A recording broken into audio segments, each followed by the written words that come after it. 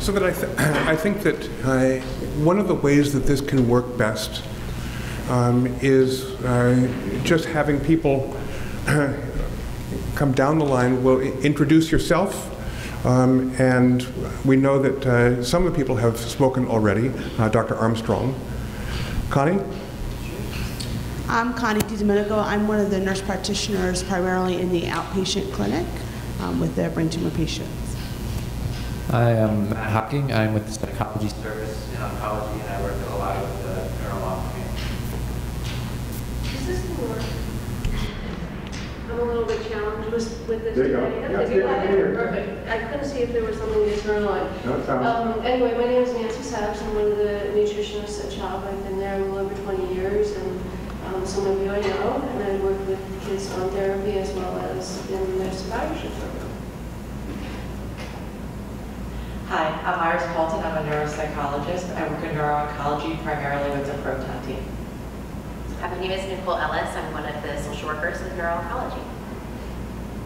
Hi, I'm Brett Kramer, and I'm also one of the social workers in neuro-oncology.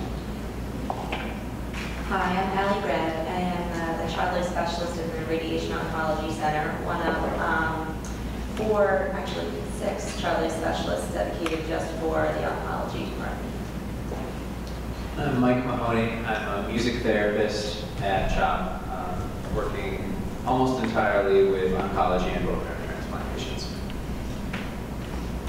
And not last or least, Rosanna Pollack is one of our senior nurse practitioners. I think most of you know her well from direct.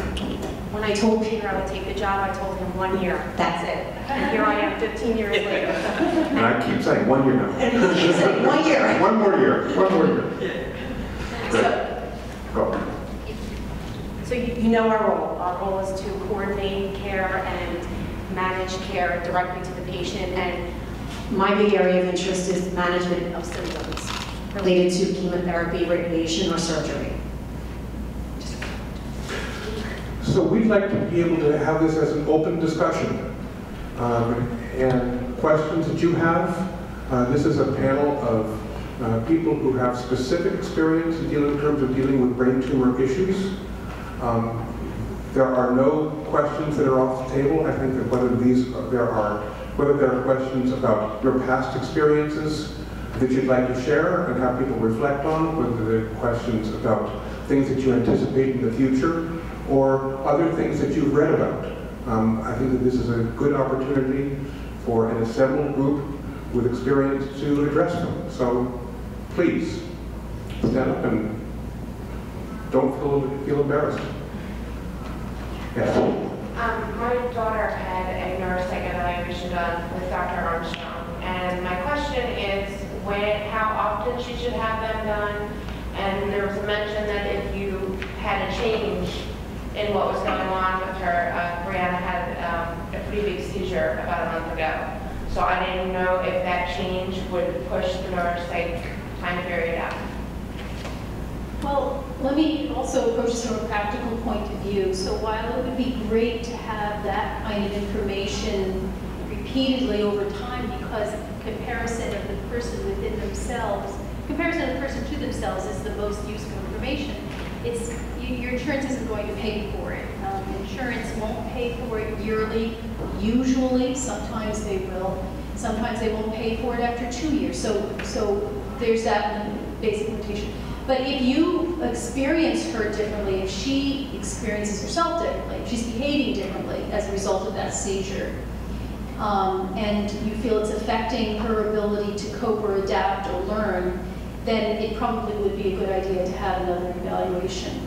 I think just her age is making a big difference. I think she's older now and she's more mature. I mean, it was only a year or a year and a half ago, but I find her to be very different in that time period.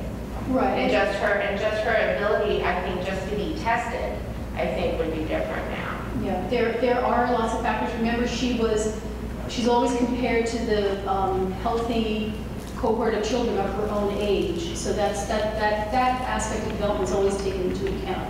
But there are a lot of other factors depending on how long she was post-surgery and other treatments that could lead to her doing better now.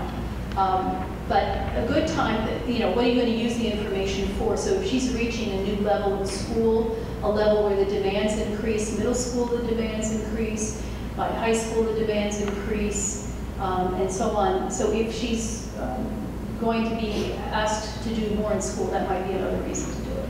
Yeah, she just started 4th grade, so she wouldn't be transferring into middle school until 6th. Yeah, so having it in time for that transfer, before or in time would be good timing. Thank you. Let me amplify on some of those. Iris, do you want to comment on the frequency with which we plan to do neurocognitive testing in the proton setting, and why we're doing that?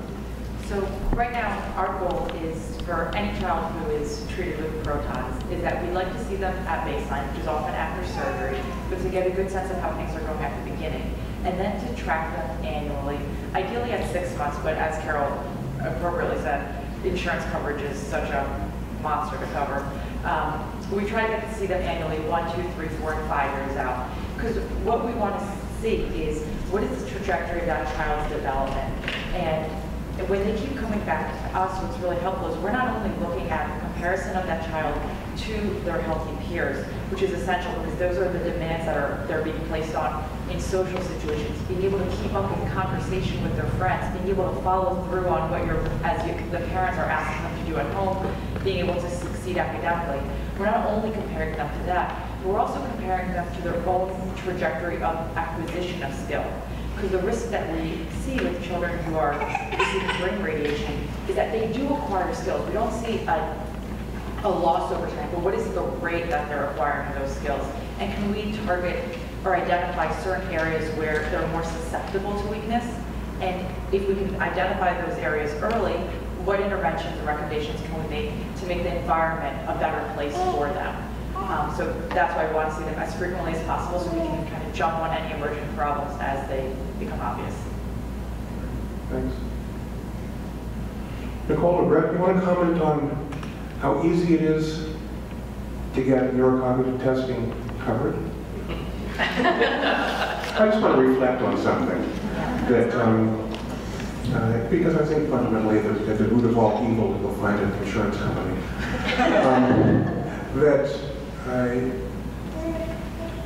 If you are a woman with breast cancer, there is no question that breast reconstructive surgery is a part of your care, and that the vast majority of insurance programs will cover that. There are also insurance programs that will cover a follicular prosthetic device, also called a wig, for people who are adults who are going through cancer. I have never had a child who's had radiation therapy and lost hair ever have insurance coverage for hair loss. And you would think that neurocognitive testing would be recognized not as a psychiatric problem, but as a mainstay, critical component in terms of overall care. Want to comment on that?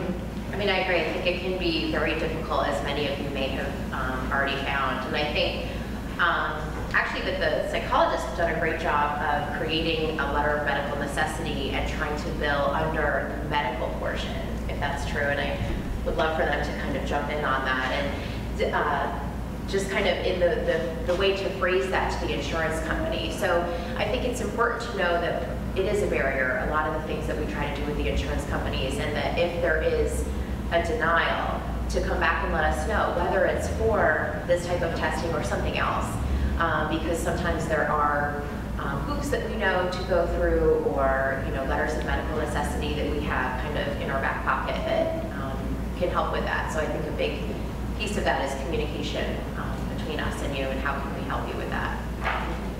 Can you add anything about alternate sources of funding for services like survival services?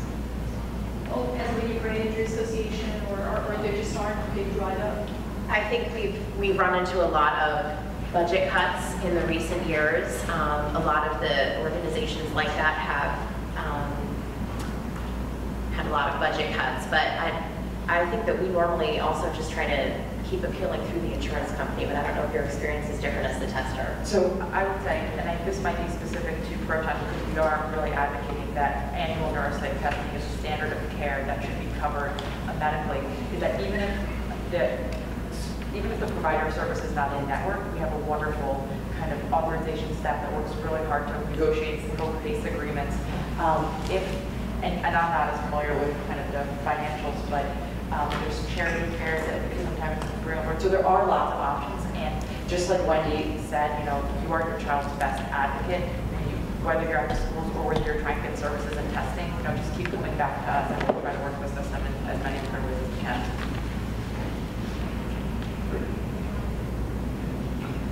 Other questions? Well, I have a question with respect, or an issue that I'd like to emphasize, which is that quality of life is what we're all striving for. And that quality of life at home is something that is really under your influence in it to the largest sense. And there are things that we can do to work with you on it, but obviously we see you in a small slice of your life and you are there 24/7. But when you're inpatient, we're kind of there 24/7. And there are certain things that we do as a program to try and both improve the quality of life, but by improving the quality of life, it also improves our ability to work with that patient. And that really comes under the category of child life and ways that child life actively intervene with patients, particularly those who are anxious and scared and completely overwrought, and ways in which they can be reached. And I'd like to have some comments from both of you about your strategies, ways that you work and contribute to team discussion. Because this isn't something that, child life isn't something anymore that we just kind of say, oh yeah, let's have them play. Child life is really an integral part of the reporting process of saying, hey, this is what we're seeing, this is what we're finding, this is what's working.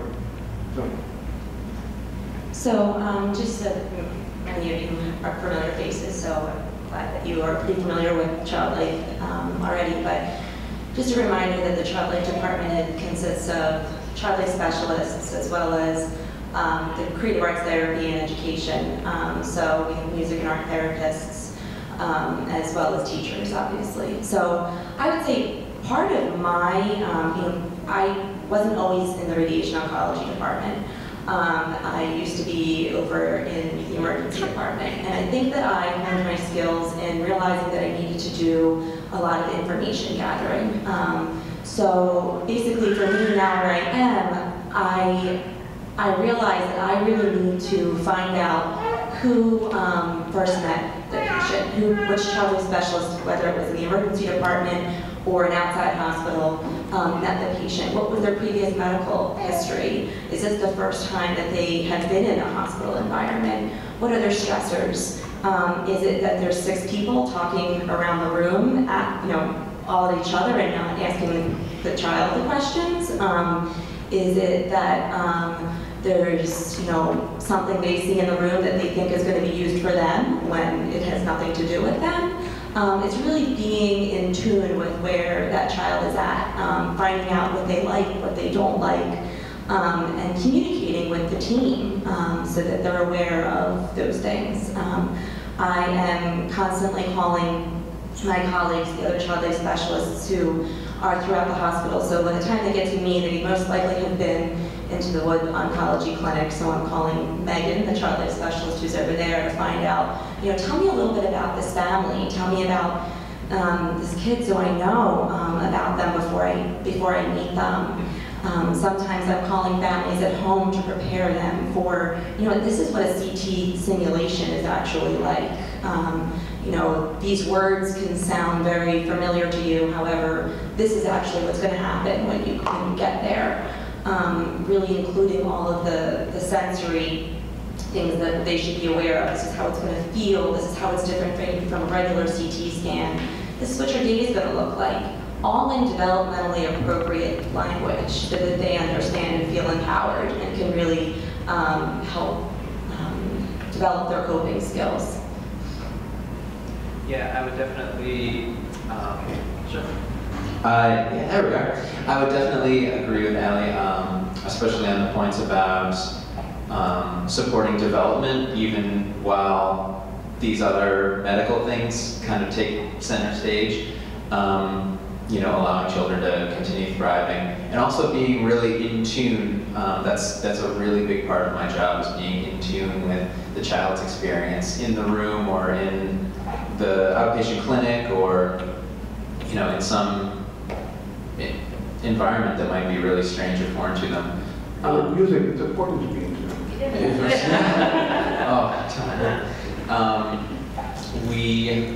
I think one of my big points that I wanted to make sure to share with everyone today was how flexible music therapy can be, and the creative arts really in general. You know, I feel like a lot of people will see sort of one aspect of music therapy. For example, a high-profile case was the Gabby Giffords recovery supported by music therapy. But I think people should also realize that even if we're not working on, you know, this specific skill, in her case it was the specific skill of relearning to speak. You know, there's all sorts of ways that music can effectively reach a child and have a lot of meaning, even at a time when a person might typically look at that child and say, well, you know, you can't really form his guitar chords right now, so there's nothing that you could really do with music right now. A lot of people, the research has shown that people can understand and comprehend music even when they can't comprehend spoken language. So even having a live musician playing music in a room with somebody has been shown to have an effect on vital signs, level of alertness, things like that. But really, you know, any developmental stage, any goal, not any goal, but a huge variety of goals can be worked on and you know, supported with music therapy support. Great, Mike, that was great. You know, so often we talk about forming a therapeutic liaison. And I'd like to turn that phrase a little bit backwards and say that the kind that with child life, whether it's music or arts or other creative aspects, whatever reaches the child and allows them to establish a relationship with somebody who's in the hospital and not part of the parent group, already sets a road that the rest of us can travel on, that they're establishing a trust relationship with these kids that helps every one of us move forward with that child. And when, on just a purely self-interested basis, when I can do a good examination on a child who previously I couldn't because there was no relationship with, then it's critical for me in terms of my understanding, it's important for the child in terms of their health, and it's important for the child in terms of their well-being. So these are core components to our program. I want to double back on something as it relates to both neurocognitive testing but also learning, and move in on some of the issues of ways that we establish supports for the school system, within the school system, and outreaches to the school system. Brett, do you want to comment a little bit about ways in which you and Nicole and others in your team form supports for the schools as well as our patients? Sure. What's important is once we meet a family, and especially if they're going to be in the hospital for a while, we'll talk to the family and realize that patient will be, again, like I said, in the hospital. And we try to set up a meeting with the teachers, at least making phone calls, and if indeed there is going to be a long-term stay, we set up something called intermittent or full-time homebound instruction, where the child will get tutoring at home, and when they feel more up to it, they'll get it at school part of the day and at home. And this really helps not only the patient but the family cope better. The patient knowing and the family knowing they're not going to fall behind in school, and I think that's really important. And I'm sure many of you here have gotten your children have gotten homebound instruction or some kind of intermittent homebound instruction. And certainly we can also talk about other types of help with school. I'll pass this down, but such things as an IEP or a 504 plan, and I'll pass that on to Nicole. So I think we often try to set up accommodations and talk with families before students go back to school, and whether that's during treatment or whether treatment is over and now you're really heading back in, and what sorts of accommodations do you need. And Brett mentioned 504 versus IEP, and there are a lot of different types of things that we recommend for families. I think an important piece that we also touch on is that the emotional component of heading back into school. It's exciting to get back into your normal routine. It's exciting to be back with friends. But it can also be a little bit nerve-wracking. What will people ask me, and how do I respond to that, and what do people already know? And each student and each family is different in the way in which that they want to handle that. But part of our role is to coordinate both with the family and with the school to educate on ways that really tailored specifically to your family will work for you, so that it's most comfortable both for you but also for the school, so that you can really have a successful re-entry back into school.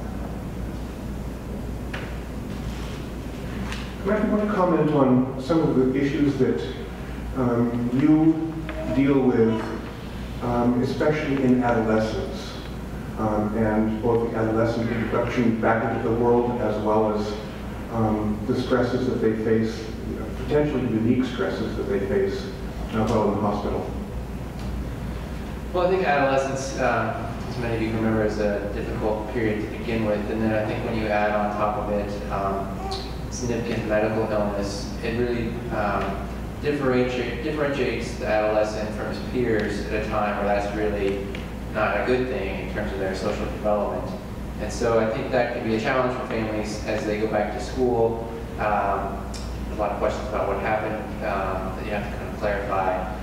And then as the survivor grows older, that, as Wendy talked about, sometimes there are differences that become more apparent as children grow and develop, and they tend to look different than their peers.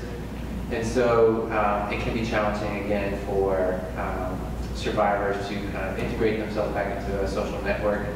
And I think, as Wendy mentioned, a lot of that,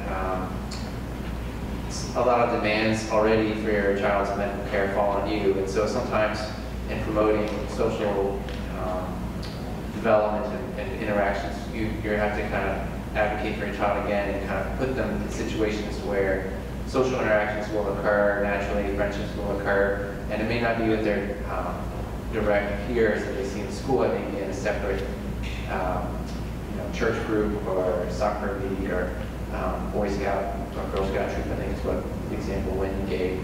So there's a lot of different avenues that parents can take to kind of promote social engagement that tend to require a little more creative thinking.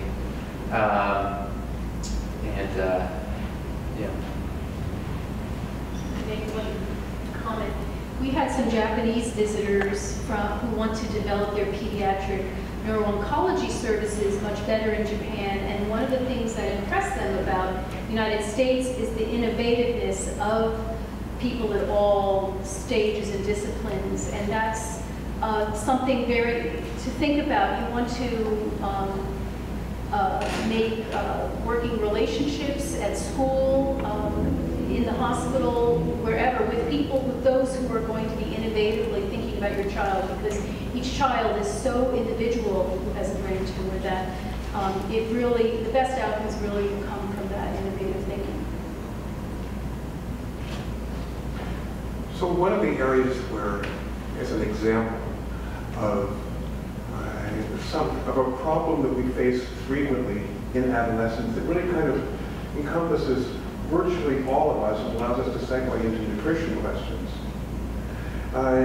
is what do we do with the adolescent, frequently adolescent, but some of the younger kids who have anticipatory nausea and vomiting, okay? And it sounds silly, but a frequent problem that we encounter is the idea of coming to the hospital makes you want to puke.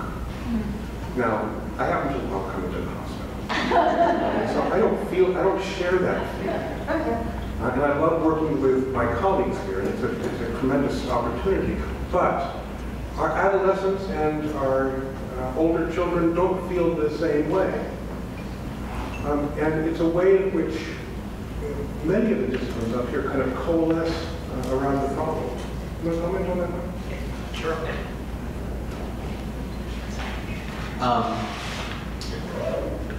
Yeah, typically when I'll stop into a patient's room and they're feeling nauseous, it's really hard for me to get in there. But every once in a while, I don't know if someone's just looking for, willing to try anything, or sometimes I will have like kind of planted a seed early on when they weren't feeling so bad. Again, about the flexibility of music therapy. In several cases, actually one of them yesterday, I've been able to be present in someone's room and play relaxing environmental music for them, which just means that I'll have usually a guitar or some kind of instrument that's not disruptive for them, and often I'll just tell them, you know, I'm going to play some music. Anytime you want, I can stop, so don't feel like you'll hurt my feelings, and just let the music take whatever role it needs to. Sometimes someone will, you know, distract themselves by watching my fingers run over the strings, or sometimes they might close their eyes and you know, use some imagery experience or some deep breathing kind of experiences that I can also support a little more explicitly.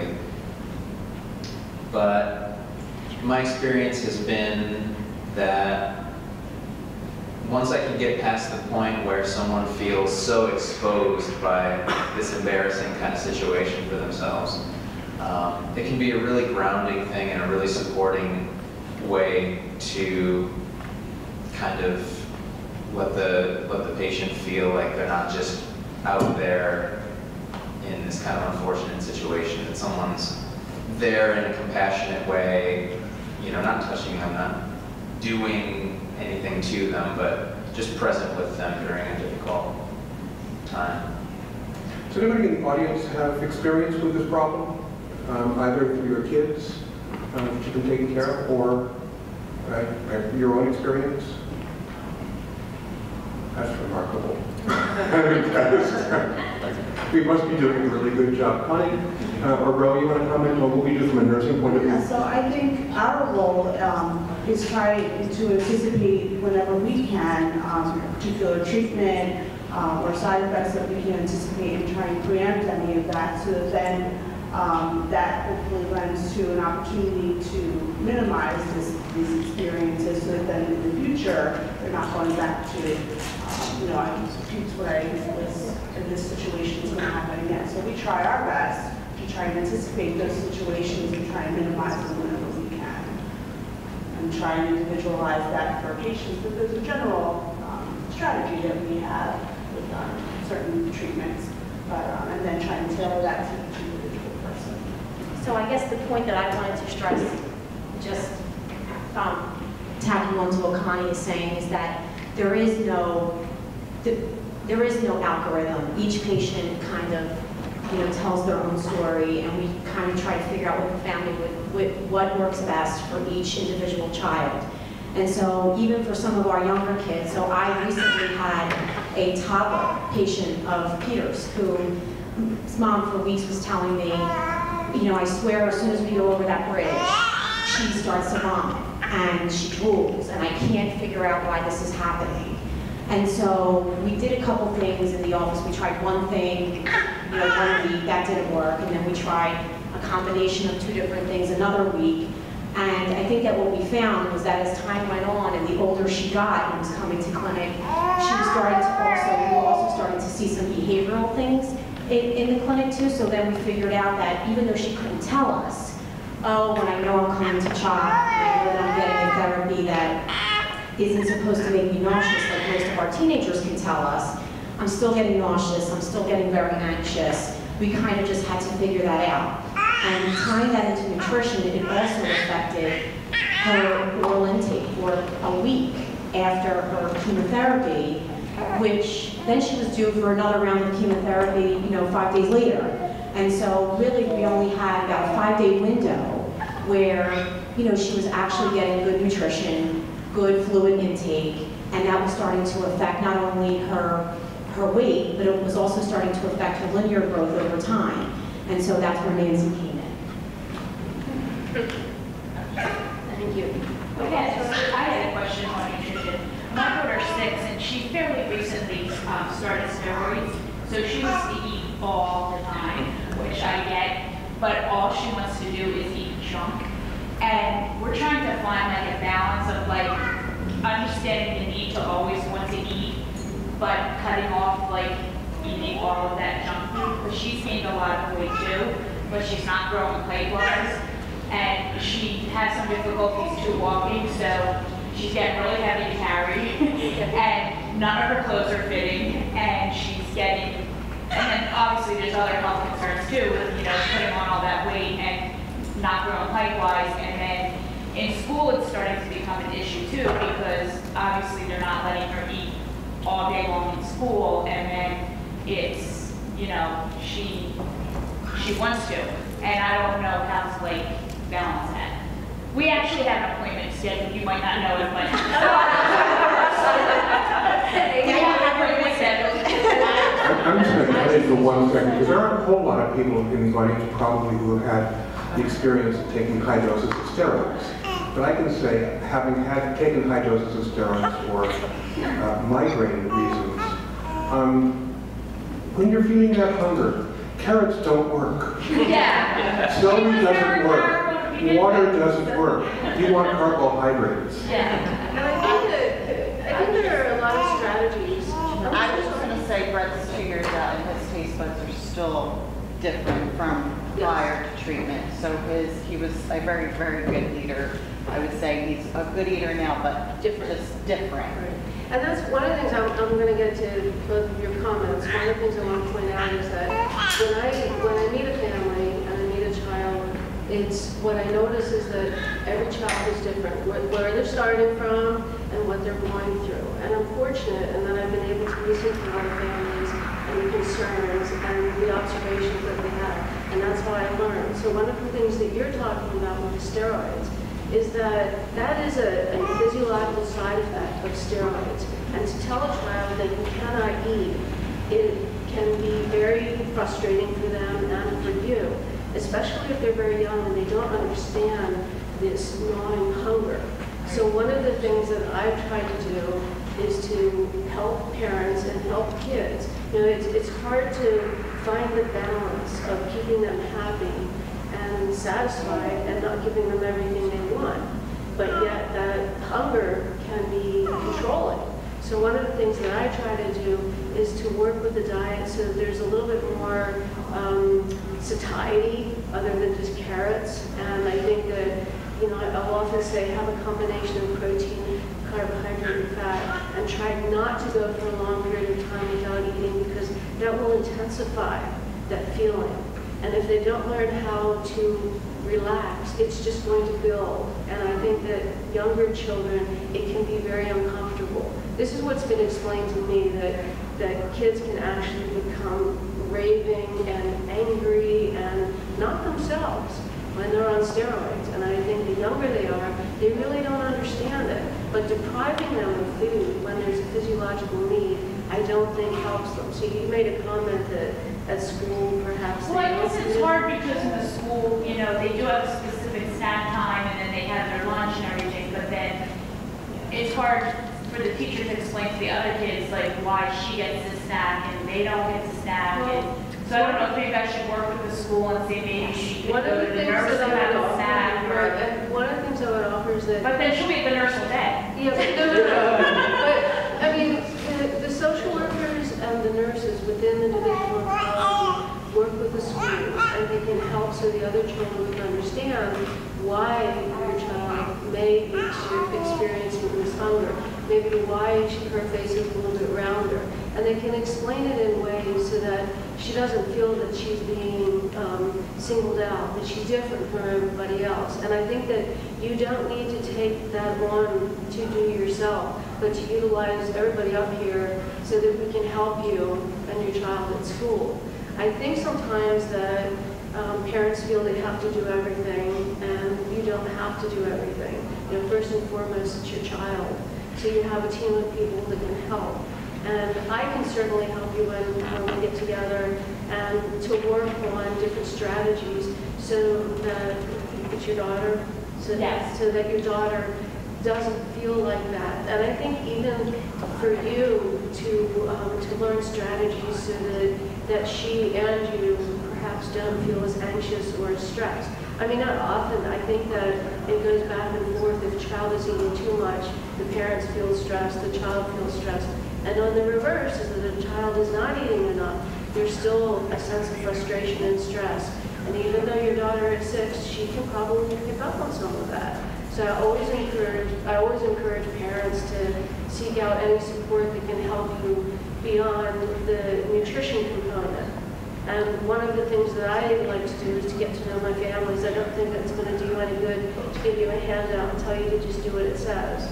So when we meet, I'll find out how she's doing, and I'll provide guidance. But I think that we have, you know, with every child, it's been said over and over, your child is unique. So we have to find out what will work for them, and that there may be a learning process for that. So as with every child, they will always have the day of diagnosis. They will go through treatment, however long that lasts, and then we'll finish. And so there's a continuum, and things change along the way. So I think it's important to realize that as the treatment or the side effects from the treatment occur and change, we need to find different strategies so that we can help. And that's not working, for me, it's not just working in a box. One of the things we were talking about is adolescence and the anticipatory vomiting and nausea. This is huge. So I will often say to the nurses and the docs, are they taking their meds the way they should be to prevent this? And so in the same regard, I would rather your daughter not experience this discomfort from being so hungry. And I would rather that we work on strategies so that they don't feel that. Does that make sense? It does. Thank you. So you're welcome. And in answer to your question with the taste changes, I am always, it is remarkable to me to see what kids will eat. Because we think that they would like the bland and the crackers. No, they want the cheese doodles and the barbecue shrimp and anything that's spicy. And some of that has to do with their taste changes. One of the questions I'll often ask is if you were given potato chips or cookies, what would you choose? And I'll ask the child, and then I'll look at the parents to see if they agree. And I often find that most kids will go towards salty, sour, and flavorful. Even during therapy, they'll drink pickle juice and olive juice and things that are rather dry for us, but they can taste it. So they tend to almost go towards foods that are very flavorful. And when I'm trying to get somebody to eat and they're not eating well, I may say, introduce a flavor like ranch into a cheese, because the cheese by itself doesn't taste right anymore. So often those tastes will change, and parents will ask, will it ever go back to the way it was? I don't have an answer. I can only tell you that perhaps over time some things may taste better. Meats particularly taste bitter, right, with certain chemo. But it seems that children will change some of their tastes and their likes and dislikes. And that's where it's important to work with them and to make sure that their diet is appropriate. And the parents will also say, I used to like this, they won't eat it anymore. And and what I try to do also is ask parents to step back to the typical kids, no cancer, no treatment, will change their mind about foods all the time. And so I think that because your child has been in treatment or you've been in treatment, that you look at everything because of the treatment. There are some typical things. Kids are picky eaters at 4. They refuse all but 5 foods. Some kids will be like that. It has to be orange. And when you go through treatment, some of these behaviors can actually be magnified. So long as they're having a healthy diet, then if it's more spicy and there's no reason they can't have spices, that's okay. So does that answer your question? And the only other thing I wanted to say was if you or your child is ever experiencing problems, we have a whole arsenal of different drugs that can help.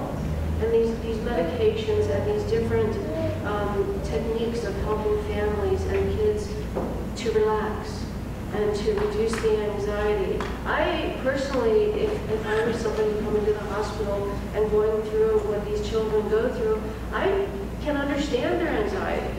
So as much as I can, I love working with Child Life because they have been incredible at helping families and patients.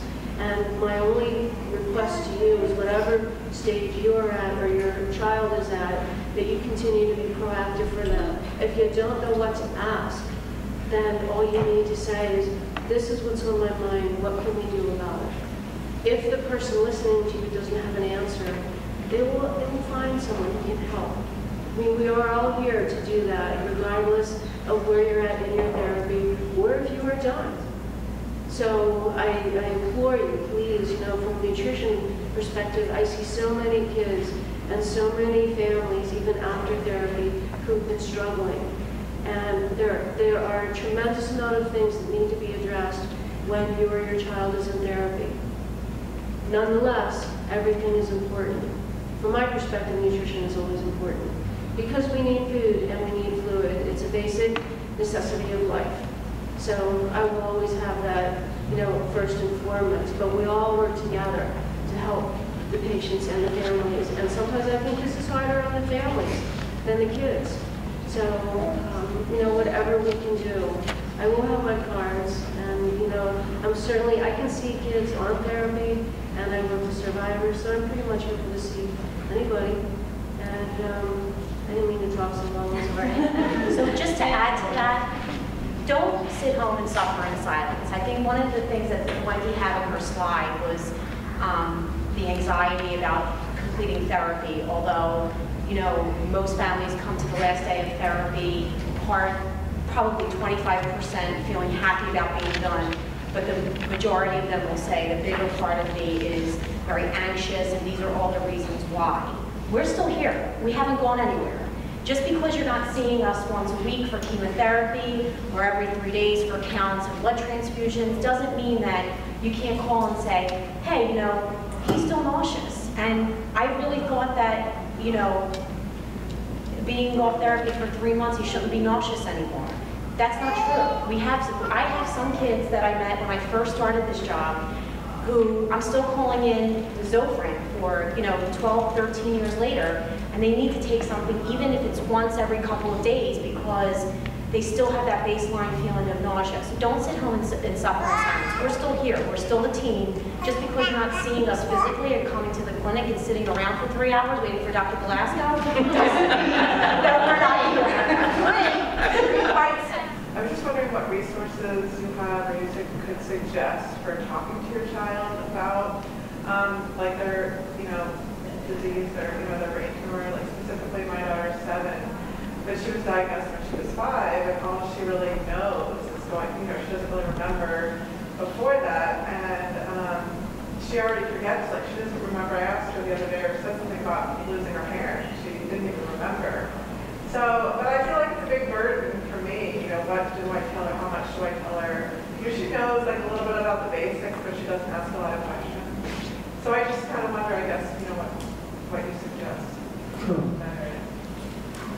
So, many of you can answer this question, I'm sure, but I am always surprised to find out from when interacting with patients and families what the child knows and what the family around them think that they don't know.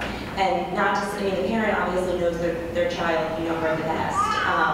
And she may be selectively deciding that she doesn't want to remember those things, or she may be thinking that she remembers that being a very difficult time in your life, and so she may not want to be reminding you of all of that, and maybe doesn't want to go back there. There's a lot of, around that school age time frame, that time period where they blame themselves sometimes for what they were diagnosed with, or they see the stress that is surrounding their family, and so to revisit that can be very traumatic for some kids.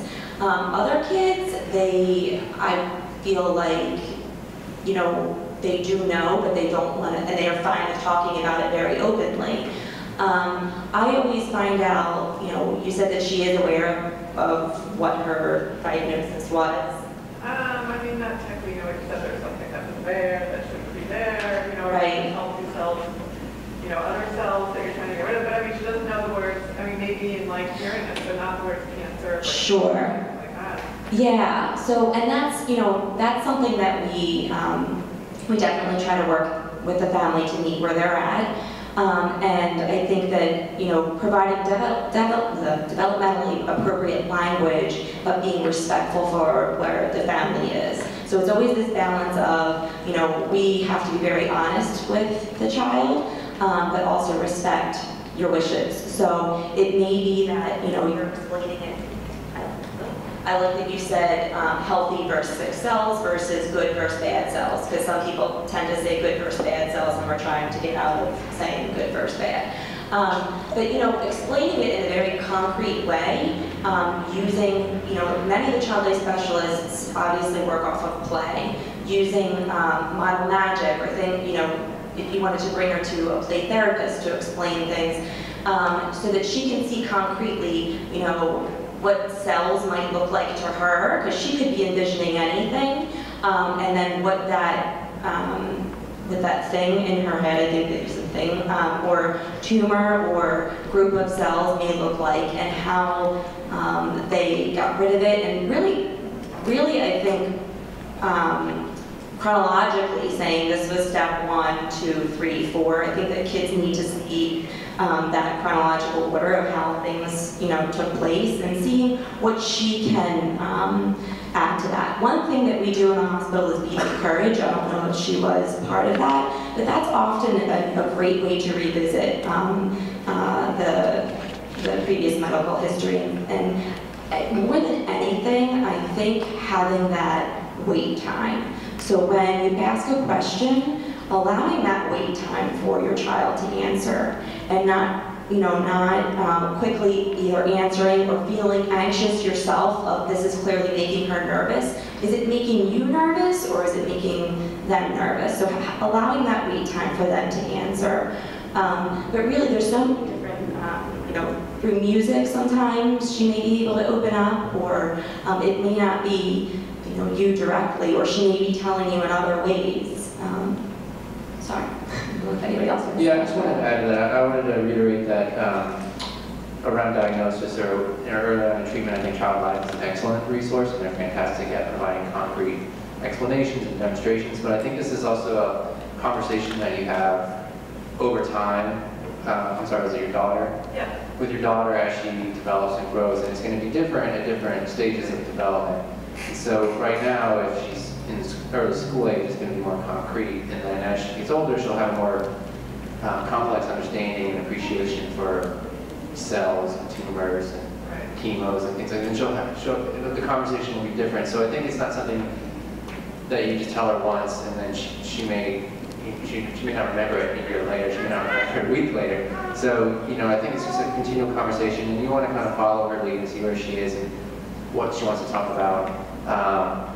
And as she gets older into adolescence, she may come to understand it the way adults come to understand tumors and things like that, and they process it differently, and that's where you can also see, we sometimes see, you know, symptoms of anxiety reoccur, and depression kind of set in. Some more of those post-traumatic stress symptoms that are actually more common in moms than in children, but as they get older and grow into adolescence, they have a better appreciation for what they went through, and some of those post-traumatic symptoms can come out at that point. So it's just like, as everything that we're talking about, it's a developmental issue, and you'll have to revisit it with her over time. So I was going to say, like, do you know what age? I mean, I know, like, I kind of struggle with this, like, whether it's good or bad, but, you know, right now she knows so little, and in a way, I mean, personally, I like having her kind of filter, because when those 3-month MRIs come around, like, I bear the burden of the worry and the stress, and, like, she doesn't, you know, there will come a time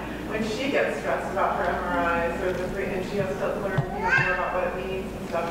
Like, what, do you know when that shifts, or, like, I mean, I know there's a range, but, like... Yeah, I think that's one of the gifts of children, is sometimes they don't want to know, they don't need to know all the specific details, and that's kind of why, in my opinion, kids fare better during this process than adults do. Adults can be really challenging when they're going through the process, and I think kids just want to play and they just want to hang out with their friends. And you'll start to see signs. She'll ask more questions. She may pick up on your anxiety, you know, and that, you know, she may ask you questions. And, you know, just however you kind of talk to her and relate to her, you'll know when to share things. Trust your instincts as well. Like you say, if you have questions or unsure about things, you know, there are tons of people here that can facilitate that process. I just want to jump in on that. I think one of the signs that your daughter will let you know is how verbal and expressive she is in other parts of her life, right? Because you're wanting to meet her where she is, and if she talks about school in a very basic, concrete way, you're not getting a lot of details and nuances, and this is what's going on, you know, like behind the scenes or with my friends, then that means she's probably not there yet. But if you're starting to see that in how she talks about the movies she watches and how the rest of her life she's getting more detailed and understanding of those subtleties, then that might be a sign that she's ready in her own life to reflect in that way. That's my point.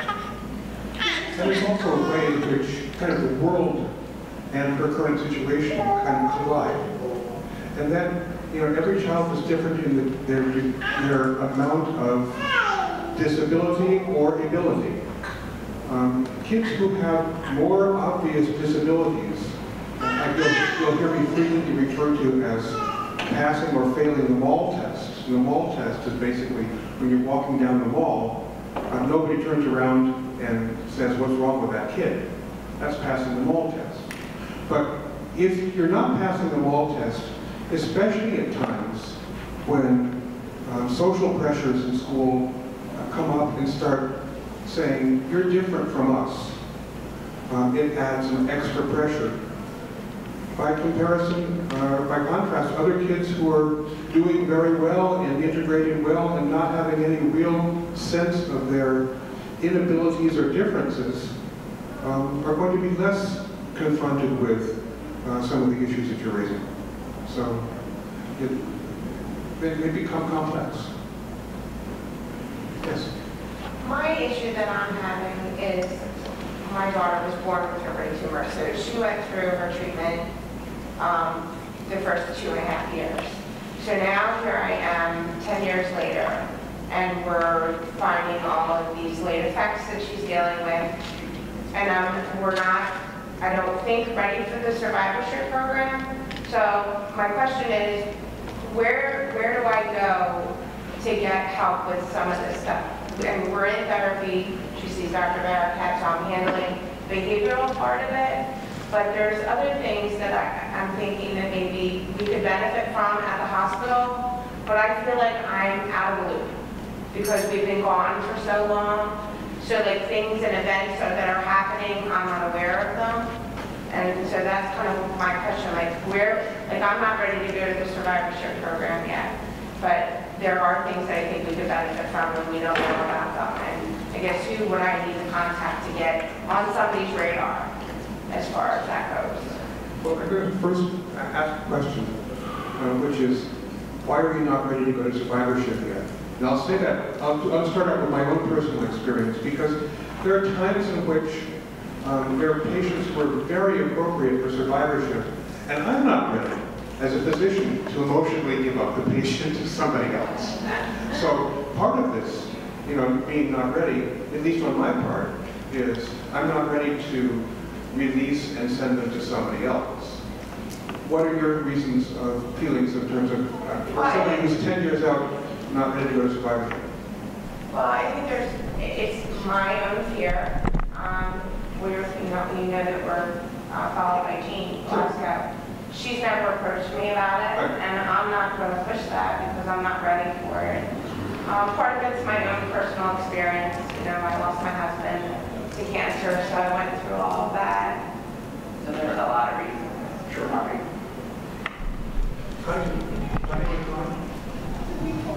I think it just deserves being open with Jean, here for you, and letting her know where you are, and tapping into the rest of us here. You have other people on the other end of the phone too to tap into. I'm not sure which of you guys social work there. So, and that's also, Brad, myself, Rosanna too, and keeping us in the loop of what's going on, what you have in your mind, and what you're not, I guess it's just there's a lot of events, like I didn't even know about this event until a couple of days ago.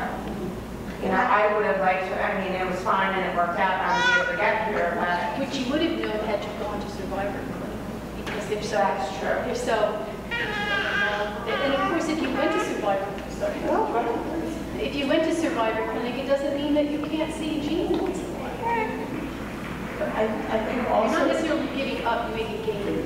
But I think it gives us very valuable feedback too, to know, look around the room here. We would have hoped to have double or triple the amount of people in the room here today. And so that is feedback for us to say, how do we reach out to more families and get the word out there? It's a perfect example is that you work so glad that you're here, but how could we have had, 10 more tables full of people here? So we would have loved to do that.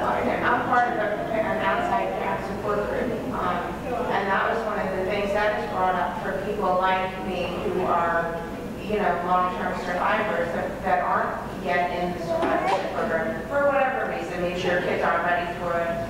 Obviously, I'm scared to death to go there. But that was one of the things that was brought up in the support group, that we felt like once we were done treatment, we kind of just fell off the radar screen a little bit. And I don't want to blame anybody for that, but I know for me, that's what happened in my situation. And there were a couple of other parents that had said the same thing in our group, so. I try to tell families, and it's not easy, but I have so many patients, it's hard for me to call somebody and say, there's going to be this event or this event. But please, you can email me if there's something going on, I can tell you, or you can call me, and I'll make sure you get that information. Okay? There's a Halloween event coming in 3 weeks. So email me, call me, and I can let anybody here know when it is or where it is. That's great. So we've never attended anything even like that. Okay, so the events are on Facebook too. yeah, there's a lot of I was going to add that. There's a lot of events on Facebook. If you like Facebook. shop on Facebook, I did. Yeah, I think the events come up on the Cancer Center. It might be the Cancer Center. Cancer Center. Cancer Center at shop. If you like it on Facebook, you'll get a thing with all the events. Oh, okay, great. Yeah. Thanks. One thing I wanted to say in regards to your point about having gone to Dr. Glasgow for a long time, and I work in a lot of different areas, clinic and inpatient, and I think that there is a special bond that families and kids have with their providers. And going into their survivorship in no way wants to break that bond, but wants to be able to build and offer other areas of support that perhaps are not available. One of the differences with survivorship is that the shift focuses as to what the child and what the family needs. And I think it's important, I think sometimes, as Peter said, it's hard to give up patients at times because you become connected and attached. But coming to survivorship, we do not want to break that. We want to help you to move on and to address things. And I'm not in your shoes, but I can understand that that can be very difficult. I think that survivorship is very unique, and what you're saying about falling off the radar, I have noticed with many families nutritionally. When they finish therapy, they're not yet back into their pediatrician routine type visits, and there are a couple of years in there where they're just kind of there, and they may be experiencing problems, and we need to get better at that in all aspects. And hearing the feedback from you as to why you're hesitant to go to survivorship, we need to address that, and we need to make sure that we can do what we can to make you comfortable. So I'm sorry that to hear that families feel like that, and I don't think that it's not for lack of caring, but we don't always know what's going on. So if there is something we can do to help to bridge that, then we will do it. But I think that Carol's point about survivorship, that this is another forum where you can get information and you can see what's available to you. Does that make sense? Yeah. Thank you. I wonder if I could just kind of address your question, but in a very general way as well. I think your point is not individual to you, that many families have said, and we have said this all again and again, that when you're not coming so frequently anymore, there are many families who feel, where do I go now? And whether that's for events, whether that's because suddenly an issue is coming up with school, whether that's because there are social situations or a medical situation, and families have said to me, well, I don't come anymore, so I didn't know to call you. And I think the biggest takeaway that I would love for families to take is that we are always your team, whether you are here once a week or once a year. And if you don't know how to contact us, just call the main hospital and get somebody, and we'll get you to where you need to go. And I think there are certain things that I think we're trying to do better. I think especially with events and things, we're trying to utilize social media a little bit better. We're trying to use our webpage a little bit better, just in that particular area. And I think there's a lot of things that we are trying to do, but we also want to hear what are the things that are your questions when you're not coming so frequently, so that we can help to address them at the times that you are here. I don't know if anybody has any other follow-up to that, but that's an important message that I hope goes out today. We're certainly not trying to hide the events or, this for the ones who are treating us. And you all are dealing with a lot of children. You have a lot of patients that you're following. I would never think that somebody, was purposely, not getting information to us. It's just something I think that happens, especially when you're, like we are 10 years out, it just happens. But no, I would never think that you would do that, right? And I'm glad for your question too, because one thing we'll hear from adults with brain tumors who had their tumor in childhood is that they feel there's nothing for them. And so to plant the seed now in everyone's minds that this is a long-term issue of being part of different systems and networks and reconnecting with the people you need to get advice from is something that's not going to go away. So it's a very good point that you make. Yes. I just wanted to say that CHOP's also working on it. I'm Susan, I'm the new patient resource navigator, and one of the reasons that I was hired was exactly to reconnect with families like you guys who have been feeling out of the loop for a while. I started in April, so I'm still working on it all, but I would love to pick your brain and hear more about your parent support group and find out ways that we can make that happen more regularly. Absolutely. Thanks. Yes. I was just going to ask, what determines survivorship?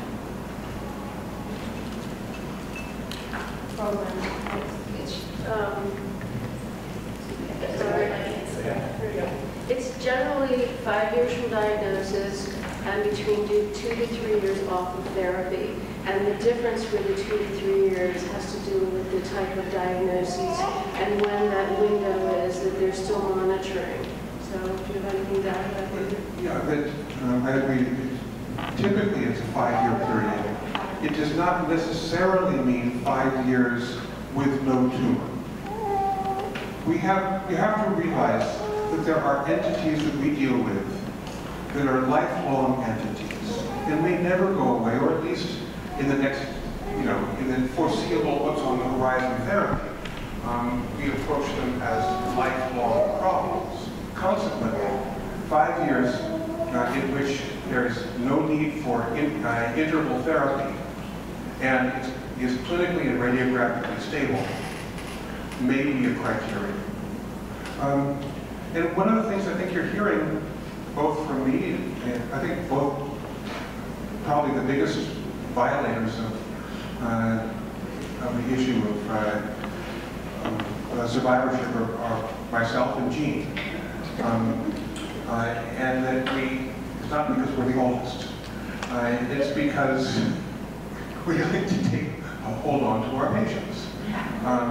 And that we fancy ourselves, sometimes delusionally, as being able to provide the same level of comprehensive care. But in point of fact, a good deal of the focus of what both Jean and Mike and Jane and Christina and Angela and I have to do is to deal with some of the urgent issues of patients who are having their therapies right now to get their tumor get smaller. So we don't want to have people fall through the cracks. We're all fallible. But the general, it's a pretty flexible guideline. The next thing that we do with respect to survivorship triage is that for patients who are, don't easily fall into one category or another, we have discussions with Dr. Ginsberg, who's the head of survivorship.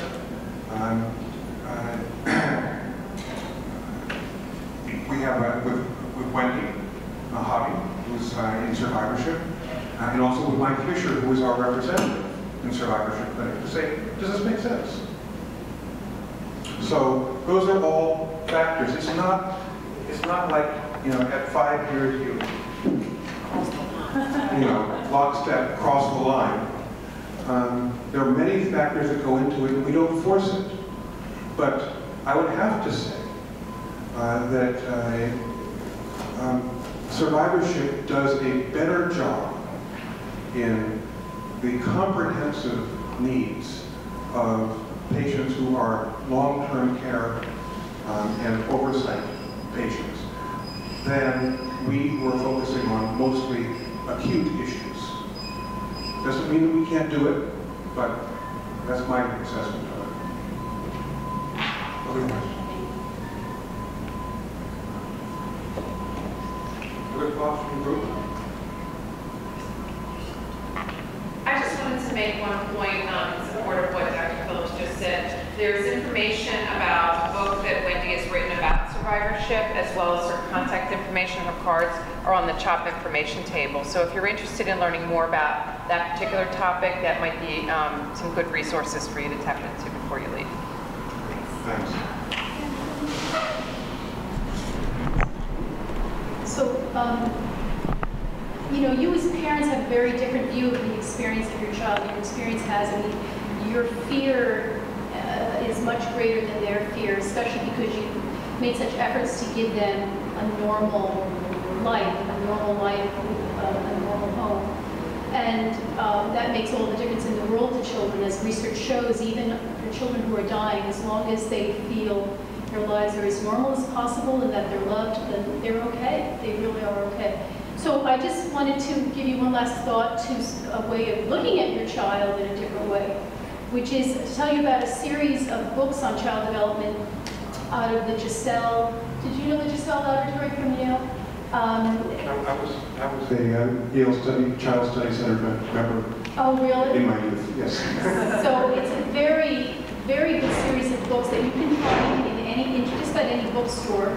And the title is very easy to remember. It's called Your 4-Year-Old, Your 5-Year-Old, Your 6-Year-Old, whatever age your child is. By the time they get to 11, though, it's your 11 to 14-year-old. And these books, which are short, paperback, and very readable, tell you what to expect about a child at their age cognitively, personality, socially, emotionally, and physically. And that can be very helpful in understanding, because you're so, sometimes paralyzed by the fear of what you tried to keep them from. Well, listen, it's moving on to 3, and if there aren't any other questions, I want to thank everybody for joining us today. It's a difficult situation. I reflected on this before, that often for our patients, both parents are working, and a weekday is a tough day to come in. And we knew that when this was set up. However, this was the only day that the adult program and we could do it on a conjoined basis. We typically hold symposia or patient education issues on weekends for reasons that it's more acceptable for our families. So I appreciate you being out here, that we're always available to you, and thank you for coming.